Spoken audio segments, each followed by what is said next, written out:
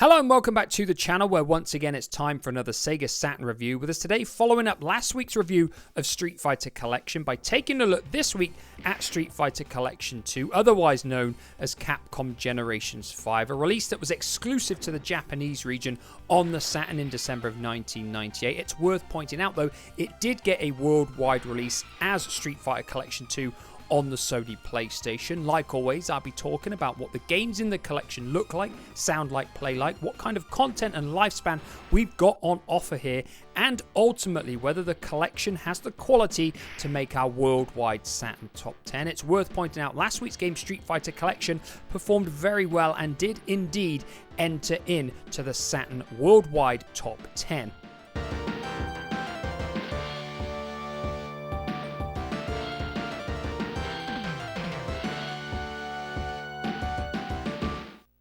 So the compilation is made up of the original Street Fighter 2, which saw release in 1991, and its two follow-up games, Champion Edition and Turbo, which both came out in 1992. Once you hit the main menu, you've got a choice of selecting which game you want to play, going into the collection option where you can view a variety of additional bits of content, and also choosing which audio options you want and altering the screen position if you desire.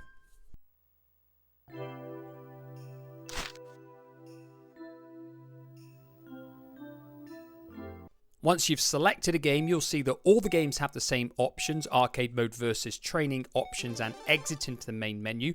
Once you've selected options, you'll see you've got a choice of difficulty, time setting, shortcut, sound test, button configuration, and then saving or loading your data.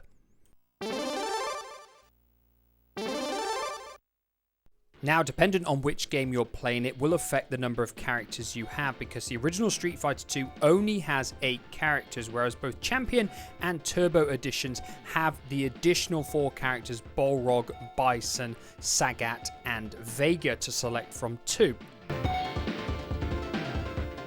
So like I always do, I'm going to start with the visuals first, and there's two ways of looking at Street Fighter Collection 2 really. There's no denying that Street Fighter 2 still looks visually appealing now. Even though it's more than 30 years old, the character models still look fantastic as far as I'm concerned, at least anywhere. There's great levels of details in every single fighter, and the backgrounds still look great as well. They're full of life, and they are truly iconic, possibly more so than any other fighting series in history, and all of the animations for all of the characters' moves are still just as graphically appealing now as they were the first time you ever saw the game. There is definitely still a great sense of satisfaction when you see a character covered in flames or electrocuted. But from the viewpoint of this as a collection, there can be no denying that it suffers from repetition and a real lack of visual difference from game to game. Whilst you do get some differences between the three games, such as redrawn character portraits and backgrounds, alternative color palettes for the characters, and revised ending visuals,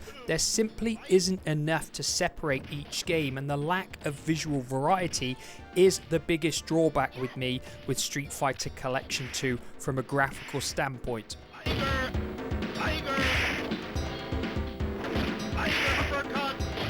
So moving on to the sound effects and music next, and there isn't anybody out there who's going to tell me that these games don't still sound great.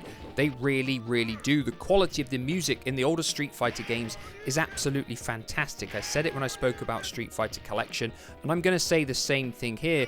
The games sound very good. Of course, the downside is they basically all use the same music, so there isn't a lot of variety necessarily between them. But that doesn't stop the fact that they still sound very good. Most of these tunes are incredibly memorable, and once you've heard them a few times, they'll stick with you probably for the rest of your life. At least that's what's happened with me anyway. Now, the quality of the sound effects and the voiceover as well are very good within this game too. I don't have any issues in that regard either. And what I said with Street Fighter Collection was that even though those games are older, especially the first two Street Fighter games in that collection, they still sound better than a lot of fighting games that were developed specifically for the Saturn. And the same applies here with Street Fighter Collection 2. And that's just a testament to how good the games were originally made. Now, there is something else to point out in regards to the the music in this game, because the game doesn't just have the original soundtrack, it has an arranged soundtrack too. Now once you complete each game with at least one character, you will unlock the arranged soundtrack option in the menu. Now what this does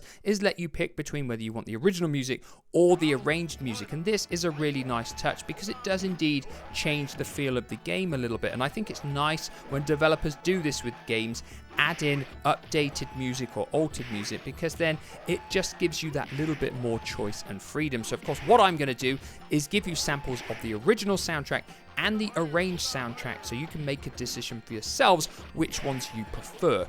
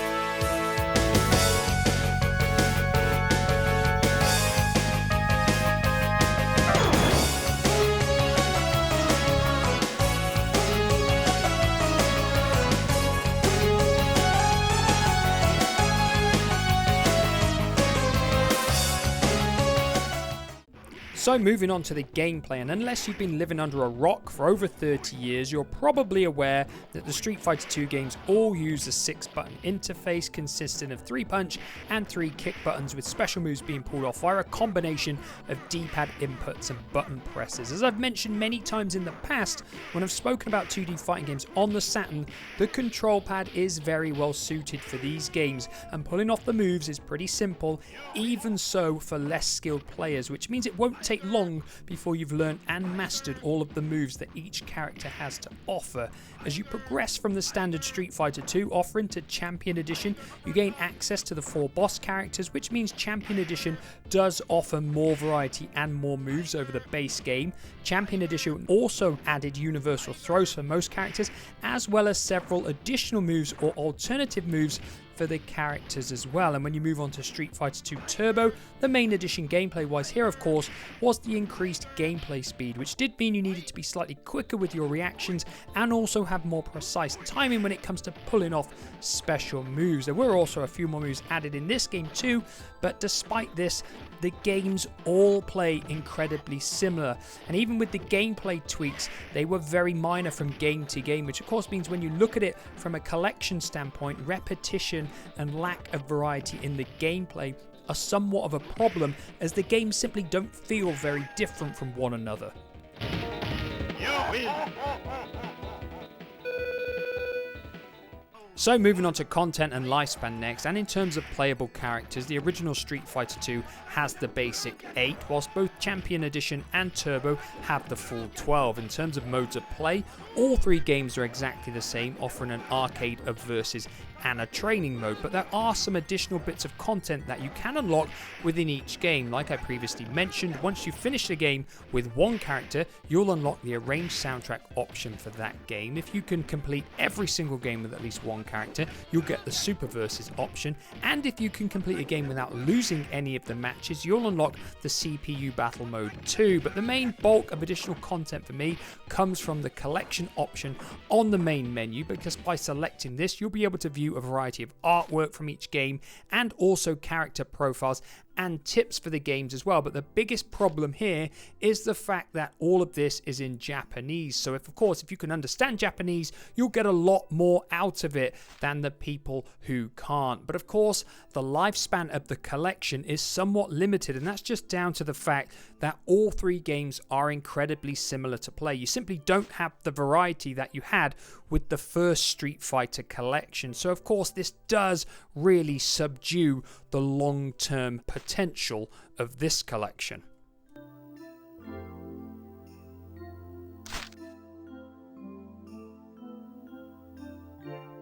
So like always, that leaves me with my 2 final questions. Is Capcom Generations 5 Street Fighter Collection 2 still worth playing now? And does it have the quality to make our worldwide Saturn top 10?